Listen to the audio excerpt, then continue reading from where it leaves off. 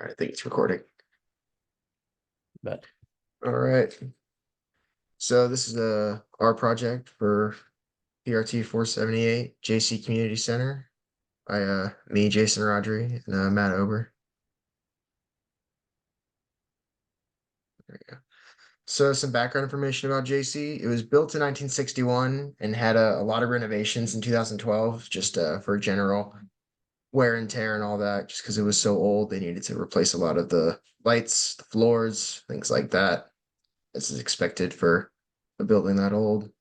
So they have one big basketball gym, three classrooms, a weight room, tennis court, playground, one dog park, two softball fields, a baseball field, sand volleyball court, one shelter, and a garden. So they have a lot of things that they offer there. It's a pretty sizable park with lots of sports facilities, especially. But they also offer programs for people of all ages. There's lots of day camps and things like that. But they also have like rentals and things like that that groups can rent out for classes. I know Dan, the director there, said they do that. Somebody rents it out for yoga for like a small group pretty frequently. So there's lots of variety there. Even though most of the facilities are sports, those classrooms and the shelter really offer things for everybody. So why are we interested at this place?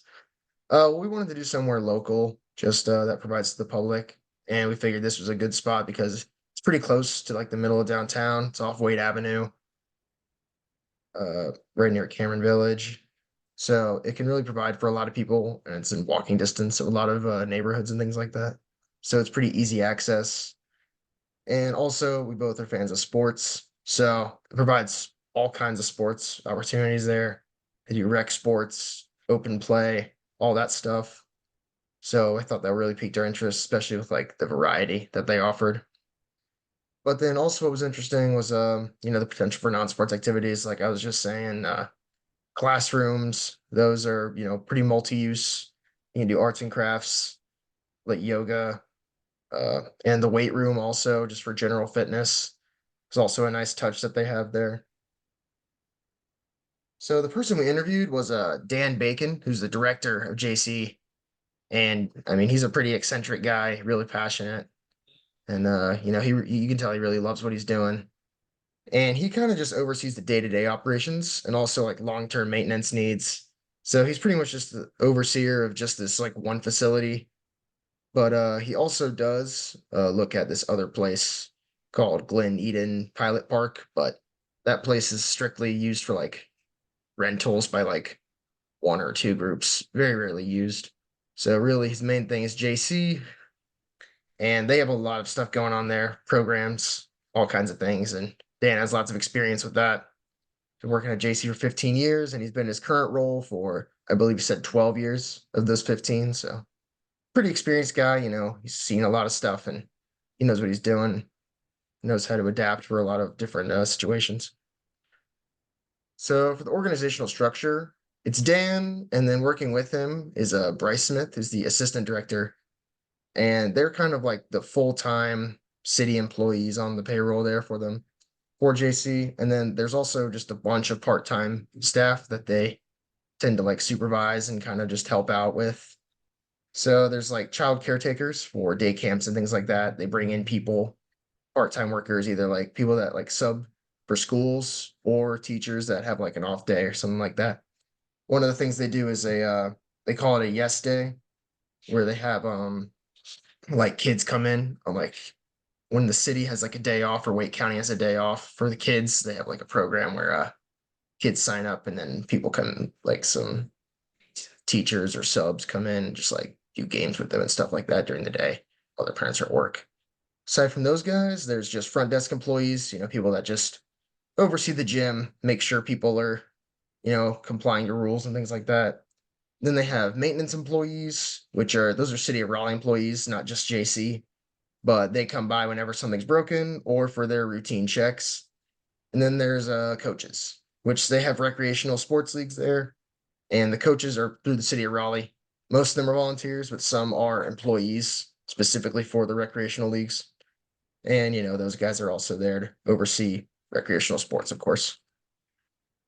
So their daily operations, I mean, they have open play for all ages, though people under 18 need to register for passes before they come in, just for, liability and all that stuff.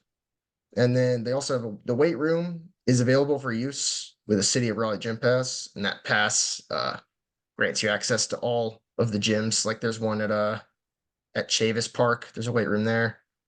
It's like pay $15 a month. You can use any of the gyms at any of the City of Raleigh weight rooms, which is pretty neat.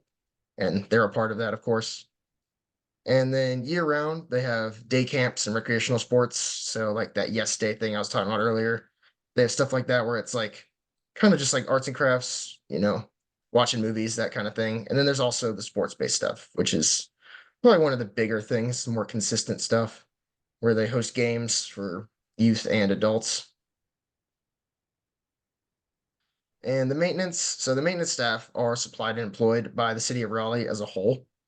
So technically, they don't work for JC specifically, but they come by every month to check on all the facilities, plumbing, floor, all the lights, all the regular stuff.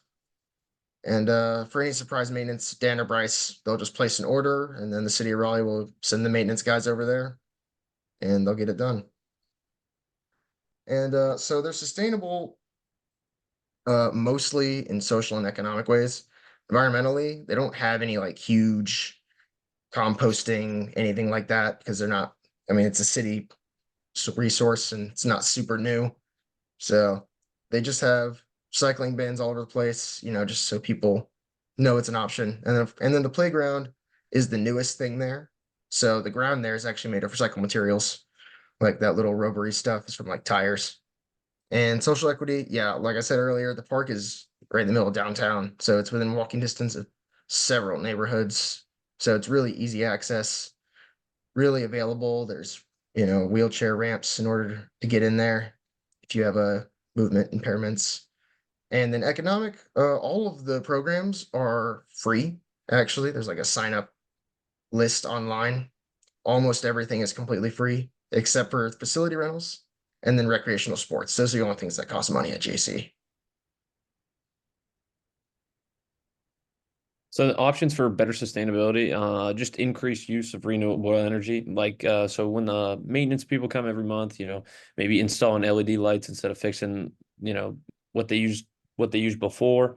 But a lot of the sustainability upgrades came in 2012 when they redid the whole place. So, but they could also increase, they could use solar energy, use some solar panels on the roof, waste reduction, just finding easier ways to get trash in and out and reduce it as much as they can, and more community events, like bring everybody together, um, just stuff that that brings the community as a whole together, and organize workshops as well to you know give people more knowledge on how to work better together and come together as a community.